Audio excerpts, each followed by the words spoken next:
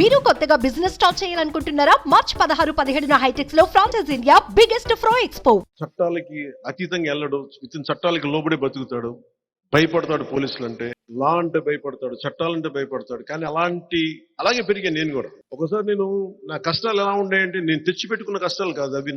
నా కష్టాలు లేవు. నిజంగా చెప్పాలంటే నేను తెచ్చిపెట్టుకున్న అరువు తెచ్చుకున్న కష్టాలు నాయన్ని. బంగారం షూటింగ్ చేస్తా ఉంటే నా ఒళ్ళోకి ఒక వడ్డీర కులానికి చెందిన ఒక వ్యక్తి పక్కన రాళ్లు కొడతా తన బిడ్డ ఇట్లా అయిపోయాడని చెప్పి మొత్తం ధనుర్వాతం వచ్చేసి బిగుసిపోయింది. ఆ బిడ్డ వచ్చేది ఒక 4 ఏళ్ల బిడ్డ నా ఒళ్ళో పడేసాడు. అన్న ఇతన్ని చెయ్యాను. నాకు ఏడుపు వచ్చేసింది. ఎందుకు సినిమాల నుంచి దూరం అయిపోయానంటే, నేను సినిమాలో ఎప్పుడు ఆనందాన్ని చూడలేదు. నేను ఎప్పుడు సినిమాలోకి ఎందుకు వచ్చానంటే, నేను బద్దకస్తుని కాదని చెప్పడానికి వచ్చాను మా అన్నయ్యకి. నా ఇంత కోరికలు లేవు నాకు. మా అన్నయ్య ఏమనుకుంటారు, వీడు తప్పించుకుని తిరుగుతున్నాడు పని పాట లేక. మా అన్నయ్య ఒకటే మాట అన్నాడు, నీకు చిరంజీవి నీ తమ్ముడు కాకపోతే నువ్వు ఇలాగే ఉంటావు అని అడిగాడు. చిరంజీవి తమ్ముడు కాబట్టి నీకు అన్ని చెల్లేస్తున్నాయి, నిన్ను ఉద్యోగం, నీ తల్లిదండ్రులు పోషించక్కర్లా, నీ అక్క చెల్లెళ్ళు బాధ్యతలు లేవు, కుటుంబ బాధ్యత లేదు, నువ్వు ఏ యోగ మార్గాలు ఏ ధర్మాలని చెప్తారో నువ్వు పని చేయి, నువ్వు అన్ని సాధించి అప్పుడు చెప్పు, అప్పుడు నీ కథలు వింటాను. ఇప్పుడు చెప్పాలంటే మన దగ్గర మాకు ఆ అవసరం రాకుండా పోయింది ఇప్పుడు. అంటే అప్పటికి ఇప్పటికీ నేను ఒకటే వ్యక్తిని. నాకేమనిపించిందంటే, యోగ మార్గంలోకి వెళ్ళినా స్వార్థం అనిపించేస్తుంది నాకు. భక్తి మార్గానికి వెళ్ళినా కానీ తిరిగి వచ్చి ప్రపంచానికి చేయాలి. సో దాంట్లో భాగంగా సినిమాల్లోకి వచ్చా. సినిమాల్లో ఇప్పుడు మీరు చూసిన పాటలు కానీ ఇవన్నీ కానీ నా లోపల దహించుకుపోతుంది. నా వేదన అది. పుస్తకాల్లో, చరిత్ర పుస్తకాల్లో మనకి నీతులు అన్ని చెప్తారు, ఒక్కొక్క నాయకుడు ఎంత గొప్ప చెప్తాడు, చట్టాలు ఎంత గొప్ప చెప్తాడు. ఒకటి పాటించేవాడు నాకు కనిపించను. ఒకసారి ప్రతిదానికి నేను ఒక చిన్నపాటి పెన్షన్ కావాలన్నా నేను చెప్పి లంచం ఇవ్వాలి. సగటు మనిషికి ఉండే కోపాలు అన్నీ పెట్టుకుని సినిమాల్లో చూపిస్తే నా లోపల తృష్ణ తీరుద్దు అనుకున్నాను. సినిమాలు హిట్లు అవుతున్నాయి కానీ నేను అనుకుంటున్నా నాకు లోపల శాంతి రాల. నాకు కానీ నేనేం చేశానంటే, ఒక 3-4 సినిమాలు చేసి నేను మా అన్నయ్యకి ఒకటే చెప్పదలుచుకున్నాను. ఆ రోజున నేను బద్దకొస్తుంది కాదు, ఖుషి తర్వాత ఇంకో 3-4 సినిమాలు చేసి 5 సినిమాలు చేసి సినిమాల నుంచి వెళ్ళిపోయి ఏదైనా ఒక ఆశ్రమంలో బతుకుదాం నా కోరిక. అంతకుమించి వేరే కోరిక లేదు. భగవంతుడు తప్ప అన్ని ఇచ్చాడు నాకు. నేను కోరుకుంది ఇవ్వలేదు. నాకు అలాంటి సమయంలో 2006లో అంటే నేను కంసుడు అష్టమ గర్భంలో కృష్ణుడు పుడతాడు, వాడి వల్ల నీకు ప్రాణగండం ఉంటుంది అని చెప్పి పుట్టిన ప్రతి బిడ్డను చంపేస్తారు, ప్రీఎంప్టివ్ స్ట్రైక్ చేస్తాడు. అట్లాగా ఒక కుటుంబంలోంచి ఒక వ్యక్తి రాజకీయాల్లోకి వస్తే మాకు ఇబ్బందులు ఉంటాయి, మాకు పుట్టగతులు ఉన్నవేమో అన్న ఒక భయంతో 2006లో నాకే తెలియజేశారు, ఒకవేళ మీ అన్నయ్య గారు పాలిటిక్స్కి వస్తే మీ కుటుంబాన్ని ఇలా దాడులు చేస్తారు, మీ ఇంట్లో బిడ్డల్ని ఇలా ఇబ్బంది పెడతారు. నాకు తీసుకొచ్చారు.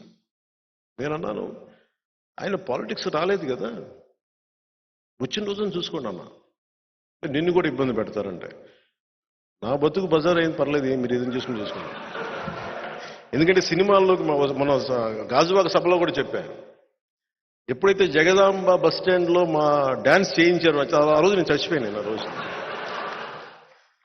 నాలో ఉన్న ఆ సిగ్గు మొత్తం చచ్చిపోయింది ఆ రోజు.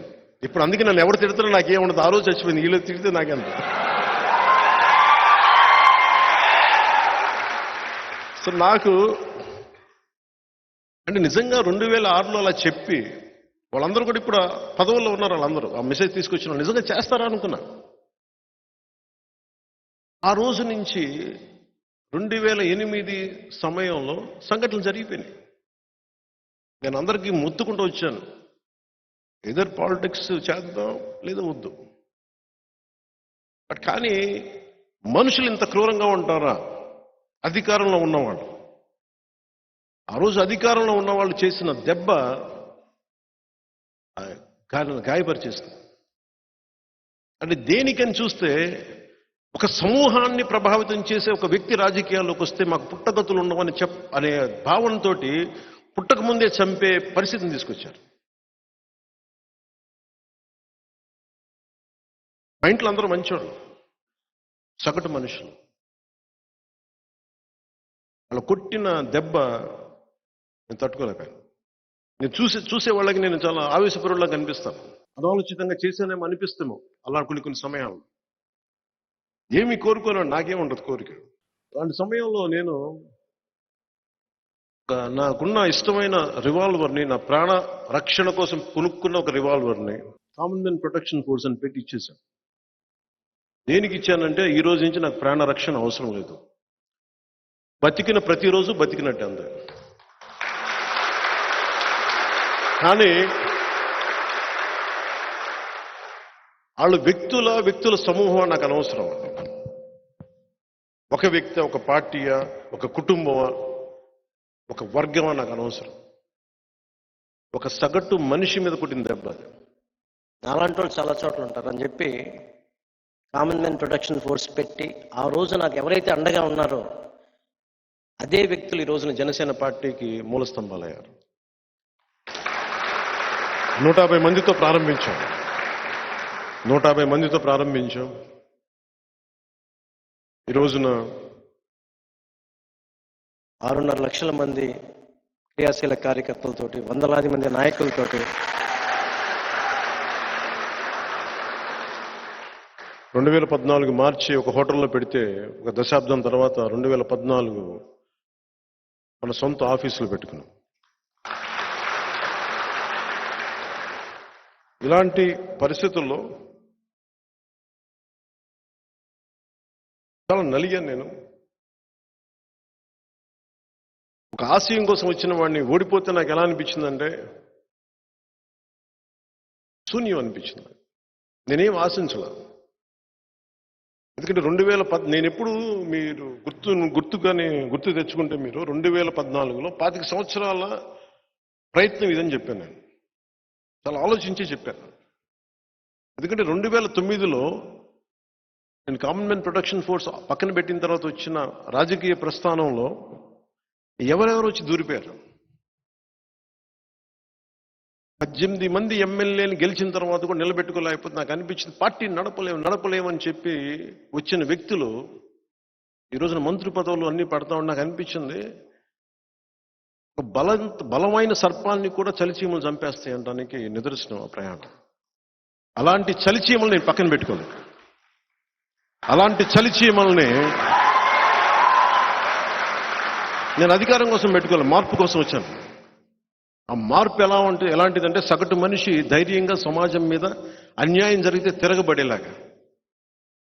ఒక సుగాలి ప్రీతి తల్లి వచ్చి అన్న నా బిడ్డ అన్యాయానికి గురి చనిపోయిందన్నా అంటే ఆ తల్లి కోసం తిరగబడే అంత ధైర్యం ఇవ్వడం కోసం వచ్చాను నేను సమాజంలోకి.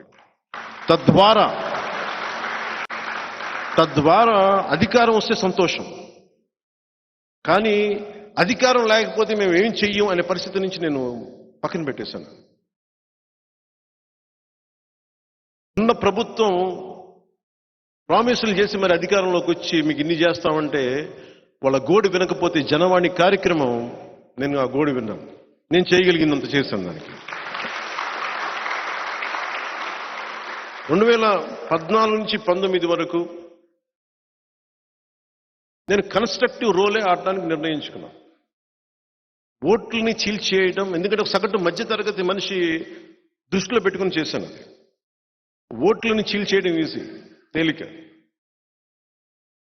వైసీపీ పార్టీ మీద కానీ జగన్ మీద కానీ నాకు వ్యక్తిగతంగా ద్వేషం లేదు. నాకు వాళ్ళ విధానాల మీద నాకు విసుగు. ఇంకెవడు బతకూడదు, మేమే బతకాలి, మా గుంపే బతకాలంటే వాళ్ళు కుదరదు. అందరూ బతకాలి, మేము బతుకుతాం. మీరు మమ్మల్ని తొక్కేసే మటుకు అదాపాతాలని తొక్కేస్తాం. వాళ్ళు ఇప్పుడు దాకా రౌడీలను చూసుండొచ్చు, రాజకీయ నాయకులను చూసుండొచ్చు, కానీ ఒక మధ్యతరగతి మనిషి తిరుగుబాటు చేస్తే ఎలా ఉంటుందో రుచి చూడలేదు. సుమన్ టీవీలో మీ పర్సనల్ అండ్ బిజినెస్ ప్రమోషన్స్ కోసం కింది నెంబర్కి కాంటాక్ట్ చేయండి.